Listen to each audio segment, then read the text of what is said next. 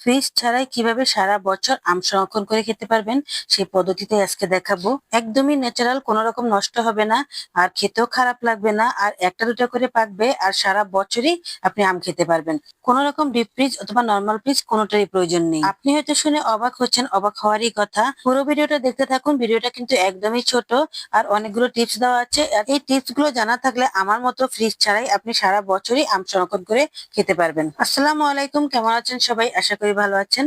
আলহামদুলিল্লাহ, আমিও ভালো আছি। আমি কিন্তু অনেকগুলো আম একসাথে নিয়ে নিয়েছি, আর একটা আম আমি দেখাচ্ছি। এই যে বটু আছে, এই বটু থাকা অবস্থায় কিন্তু আমটা সংরক্ষণ করতে হবে।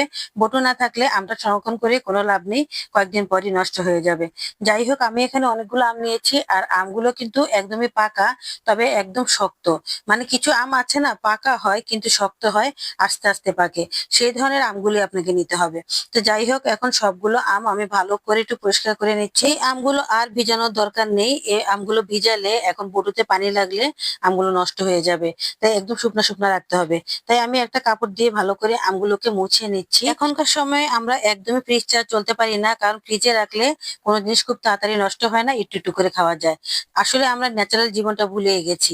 আমাদের যে একটা ন্যাচারাল জীবন আছে, এখানে আমরা অনেক কিছু অনেকভাবে স্বাস্থ্যসম্মত খেতে পারি, কিন্তু সেগুলো আমরা একদমই ফলো করতে চাই না, যার কারণে ফ্রিজের উপর নির্ভরশীল হয়ে গেছি। তো যাই হোক, আজকের এই আম সংরক্ষণ পদ্ধতিটা এতটাই সুন্দর, এতটাই ভালো যে আপনি ফ্রিজের কথা ভুলেই যাবেন। যাই হোক, সবগুলো আমকে আমি এভাবে ভালো করে পরিষ্কার করে নিয়েছি, মুছে নিয়েছি। এখন আমি যে বোতলটা দেখাচ্ছি এটার ভিতরে সরিষার তেল। এই সরিষার তেলই আসলে এই আমগুলোকে সুরক্ষিত রাখবে। যাই হোক, আমি এখন এক বোতল সরিষার তেল নিয়ে নিয়েছি। এখানে সামান্য একটু সরিষার তেলই আমার লাগবে, বেশি একটা লাগবে না। আর এর জন্য আমি একটা বাটিতে সরিষার তেল ঢেলে নিয়েছি।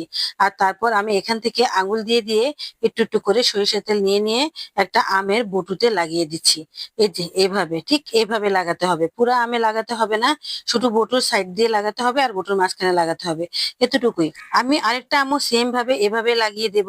প্রত্যেকটা আমে আমি এই একই কাজটাই করব। এর তো সামান্য করে একটু তেল নিয়েছি, আর আঙুল দিয়ে একটু চার পাঁচটা লাগিয়ে দিলাম, আর বটুতে লাগিয়ে দিলাম। ব্যাস হয়ে গেল। পুরো আমের গায়ে লাগিয়ে দেবেন না, তাহলে কিন্তু আমটা সহজে পাকবে না। যাই হোক, এই তো আবার একটা আম এভাবে লাগিয়ে দিচ্ছি। প্রত্যেকটা আম আমি এই একই কাজটাই করব।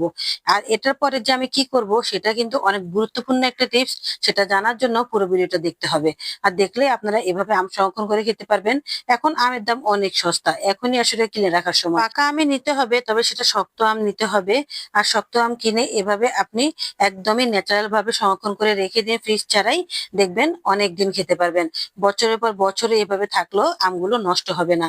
নিজের মন মতো করে যখন ইচ্ছা তখন খেতে পারবেন, মেহমান আসলেও কেটে দিতে পারবেন, কোনো রকম অসুবিধা হবে না। যাই হোক, আমি প্রত্যেকটা আমি এভাবে একটু সরিষার তেল লাগিয়ে দিয়েছি।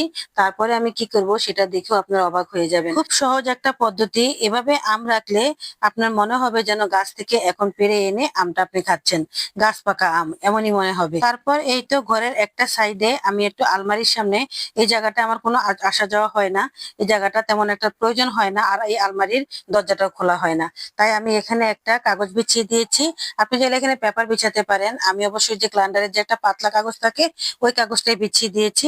আর আমগুলোকে সুন্দরভাবে এভাবে সারিবদ্ধ করে দাঁড়া করিয়ে দিয়েছি। আপনার ঘরেও কোনো একটা দেয়ালের সাইডে, যেখানে আপনার আনাগোনা কম হয় কিন্তু বাতাস থাকে, সবসময় আলো বাতাস থাকে, ওরকম একটা জায়গার ভিতরে আপনি এই আমগুলো এভাবে সংরক্ষণ করে রাখবেন। তারপর একটা সুতি পাতলা কাপড় নিয়েছি, আর এই কাপড়টা আমি ভিজিয়ে এনেছি। একদম পানি নিংড়ে ফেলেছি, এখন চিপলেও পানি বের হবে না।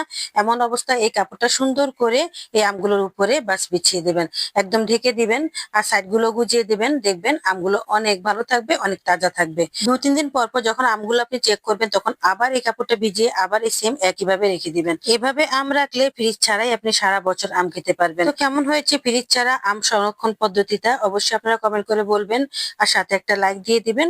আর বেশি ভালো লাগলে শেয়ার করে রেখে দিবেন, তাহলে আপনিও এভাবে এনে রাখতে পারবেন, কোনো রকম ভুল হবে না। ভালো থাকবেন সবাই। আজ এ পর্যন্তই। আল্লাহ হাফেজ।